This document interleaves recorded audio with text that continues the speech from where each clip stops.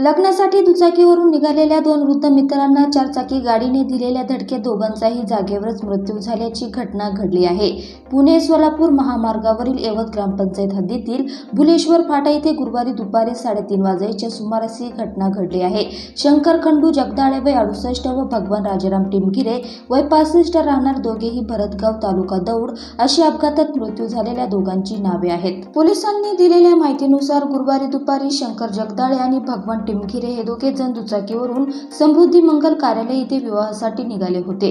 3:30 वाजेच्या सुमारास भुलेश्वर फाटा येथे नाईक बागेसमोर पुण्याहून सोलापूरकडे निघालेल्या चारचाकी गाडीने दुचाकीला जोरदार धडक देऊन फरफटत नेले। या अपघातात दोघेही गंभीर जखमी झाले।